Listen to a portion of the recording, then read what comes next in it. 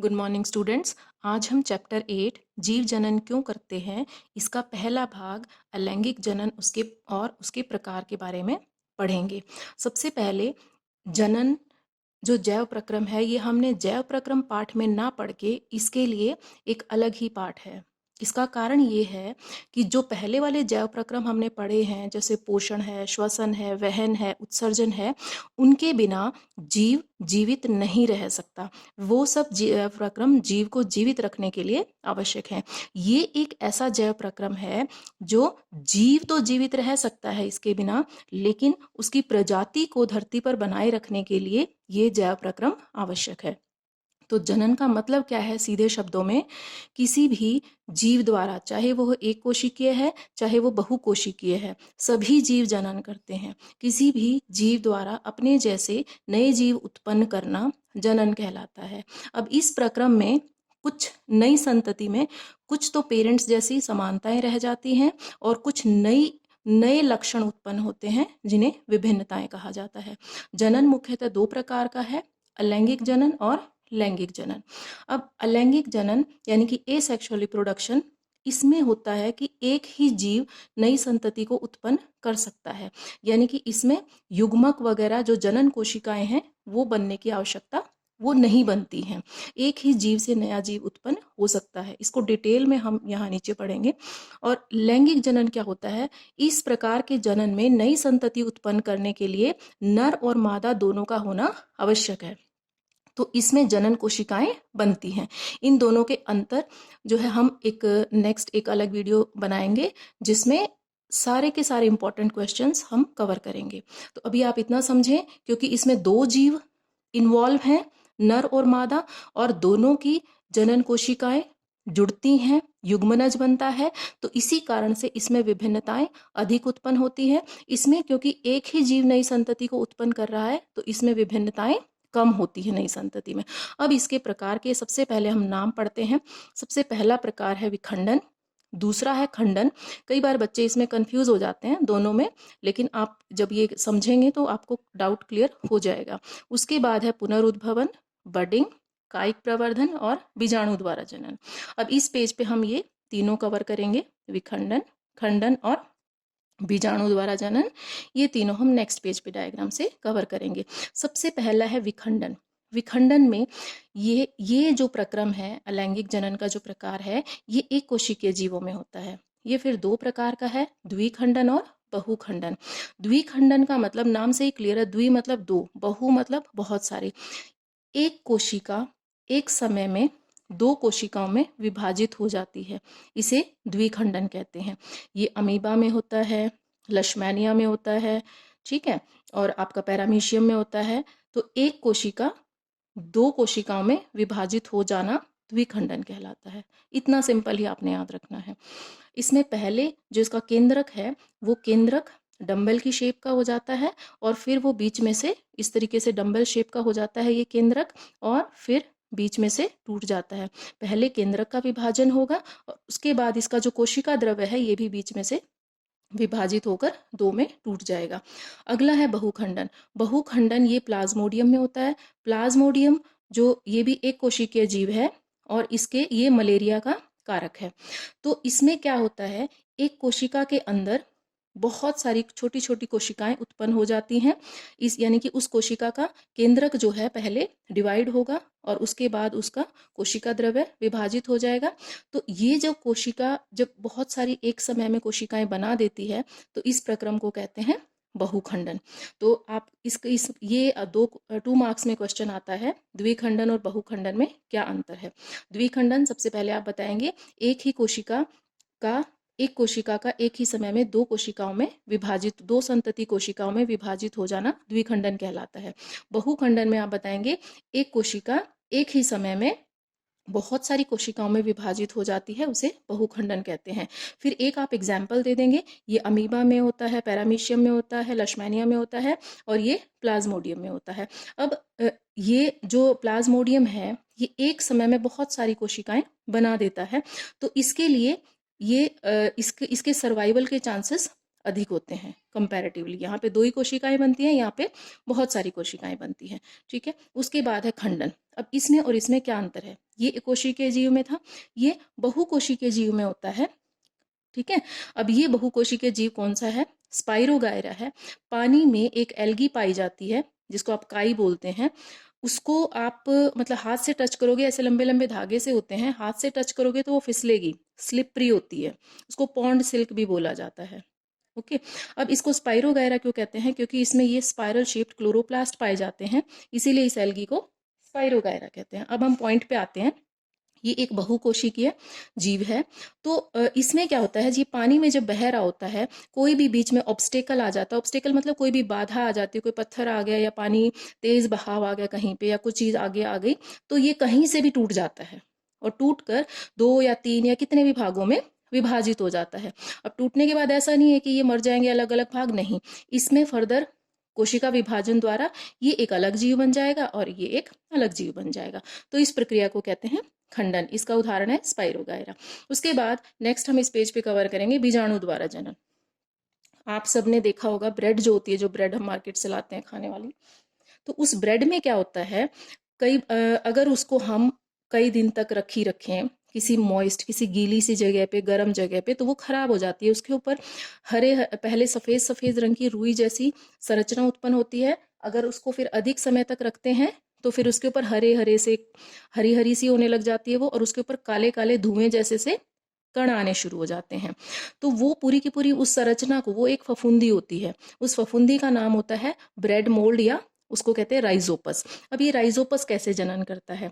ये राइजोपस, ये संरचना जो ऐसी है दिखाई दे रही है, जो मैं रुई जैसी संरचना आपको ब्रेड के ऊपर बता रही हूँ, उसको अगर हम किसी मैग्नीफाइंग ग्लास की हेल्प से या सूक्ष्मदर्शी के नीचे देखेंगे तो हमें इस तरीके की संरचनाएं दिखाई देंगी। ऐसे लंबे लंबे धागे दिखाई देंगे और उसके ऊपर ऐसे जो काले काले जो धुएं के कण बता रही हूँ, वो इस इतने इतने बड़े आपको दिखाई देंगे। इनको कहते हैं स्पोरेंजिया, और इनके अंदर छोटे छोटे छोटे छोटे कण बनते हैं, उनको कहते हैं बीजाणु। तो जब ये स्पोरेंजिया पूरा मैच्योर हो जाता है, पूरा बन जाता है, तो ये अपने आप ही फट जाता है और ये बीजाणु गिर जाते हैं नीचे ब्रेड पे और अधिक फफूंदी उत्पन्न कर देते हैं।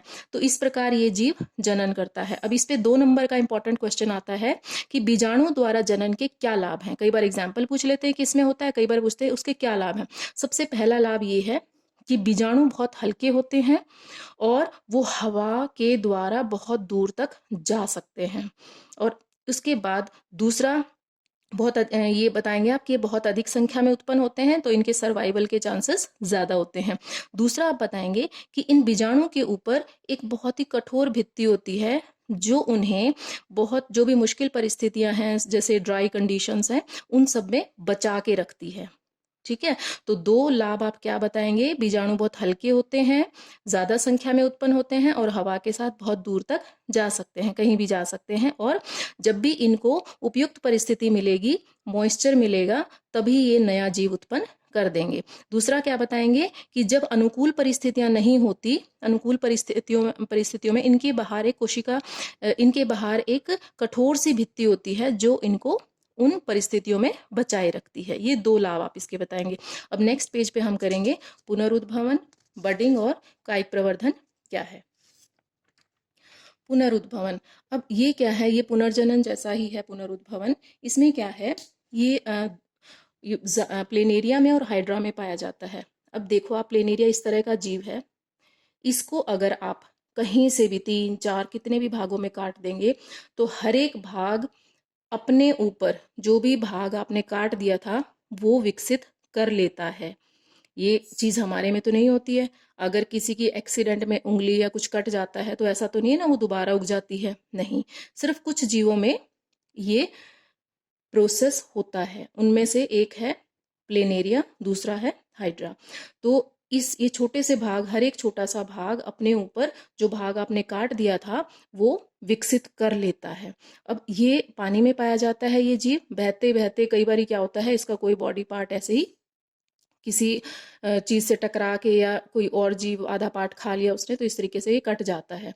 ठीक है, तो और कटा हुए भाग पे दूसरी, ये क्योंकि इसकी कोशिकाओं में पुनर्जनन की क्षमता होती है, पुनरुद्भवन की क्षमता होती है, और वो बाकी का भाग उत्पन्न कर लेती हैं। तो इस तरीके से, एक तरीके से कह सकते हैं ये जीव अमर है।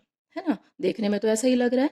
लेकिन ऐसा नहीं है कि ये सिर्फ इसी प्रक्रिया पर जनन के लिए निर्भर करता है, ये और बाकी प्रक्रियाओं द्वारा भी जनन करता है। लेकिन आपने यहाँ पे बस इतना ही पढ़ना है कि पुनरुद्भवन किस जीव में पाया जाता है और वो किस प्रकार कार्य करता है। ठीक है, अब अगला है बडिंग। बडिंग होता है यीस्ट में, एक कोशिकीय जीव होता है, ये फफूंदी होती है, और दूसरा होता है हाइड्रा में।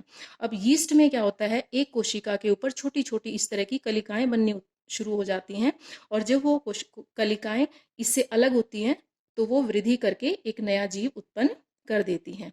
फिर उसके बाद है हाइड्रा। हाइड्रा एक समुद्री जीव है, 9th में हमने पढ़ा था जीवों में विविधता वाले पाठ में।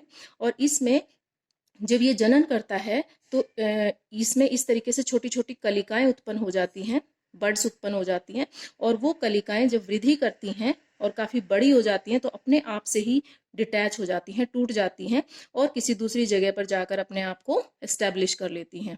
तो इस प्रकार एक जीव से दूसरा जीव कलिकाओं द्वारा, बडिंग द्वारा उत्पन्न हो जाता है। आपने इसके उदाहरण करने हैं, इसका बहुत बारी डायग्राम पूछ लिया जाता है। नेक्स्ट है फिर कुछ पौधों में जो बीज द्वारा नहीं लगाए जाते, जो कटिंग द्वारा लगाए जाते हैं, तो उस प्रक्रिया को कायिक प्रवर्धन बोला जाता है। पौधों के कायिक भागों जैसे जड़, तना और पत्तियों द्वारा नए पौधे उत्पन्न करने की प्रक्रिया को कायिक प्रवर्धन कहते हैं। तो ये होता है गन्ना में, गुलाब में, ब्रायोफिल्म में। ठीक है, तो गन्ने में होता है कि इसका जो तना होता है, सबने गन्ना देखा हुआ है, उस गन्ने में इस तरीके से नोड्स और इंटरनोड्स होते हैं। इस भाग को कहते हैं नोड और इस भाग को कहते हैं इंटरनोड। तो इस नोड के पास आप सबने देखा होगा छोटी छोटी कलिकाएं होती हैं। तो जब गन्ने को बोया जाता है तो इस तरीके से काटा जाता है कि उसमें कम से कम 2 कलियां हों, एक है ना, कम से कम 1 या 2 कली उसमें जरूर हो, क्योंकि जब तक ये कलियां नहीं होंगी उस भाग से नया गन्ना उत्पन्न नहीं होगा। गन्ने के ऐसे छोटे छोटे भाग काटे जाते हैं और उनको जमीन में लगा दिया जाता है। तो कली होने से क्या वो होता है, क्या फायदा होता है, क्यों होना जरूरी है, क्योंकि उस कली वाले भाग से ही जड़ और तना उत्पन्न होता है और नया पौधा बनता है। अगर हम सिर्फ इतना भाग लगा देंगे तो क्या उससे गन्ना उत्पन्न होगा? नहीं उत्पन्न होगा, क्योंकि उसमें कलिकाएं नहीं है। फिर आपने सबने गुलाब को गुलाब तो बहुत ही इजीली सबने देखा होगा कि उसकी कलम लगाई जाती है। ठीक है, तो उस कलम में भी इसी तरीके से ऐसे कम से कम 1-2 कलियां होना जरूरी है, नहीं तो उससे नया पौधा उत्पन्न नहीं होगा। अगर आप सिर्फ ये वाला भाग लगा देंगे जिसमें कोई भी कली नहीं है तो वो नया पौधा उत्पन्न नहीं कर पाएगा। फिर एक बहुत इंपॉर्टेंट एग्जाम्पल जो 1 मार्क में आता है, ब्रायोफिल्म, पत्थरचट इसको बोला जाता है। इस तरह का पत्ता होता है, इस तरह का सबने देखा होगा, तोड़ेंगे तो बड़ी आसानी से ये टूट जाता है, सक्कुलेंट होता है। तो इसमें क्या होता है, यहाँ पे ये जो नोच दिखाई दे रही हैं, यहाँ पे छोटी छोटी कलिकाएं उत्पन्न होती हैं, और वो कलिकाएं जब पत्ती गिरती है मैच्योर होके, उन कलिकाओं में नीचे जड़ होती है, तो एक ही पत्ती से बहुत सारे पौधे उत्पन्न हो जाते हैं। तो 1 मार्क में एग्जाम्पल पूछा जाता है, कौन सा पौधा है जो पत्तियों द्वारा जनन करता है? तो 1 मार्क में ये बहुत इंपॉर्टेंट क्वेश्चन है। ठीक है, अब एक और 2 नंबर में क्वेश्चन आता है, कायिक प्रवर्धन के क्या लाभ हैं? तो आपने क्या बताना है, इस प्रक्रम में जो पौधे बीज उत्पन्न नहीं कर पाते, उन पौधों को इस प्रक्रम द्वारा उगाया जाता है, जड़, तना या पत्तियों द्वारा।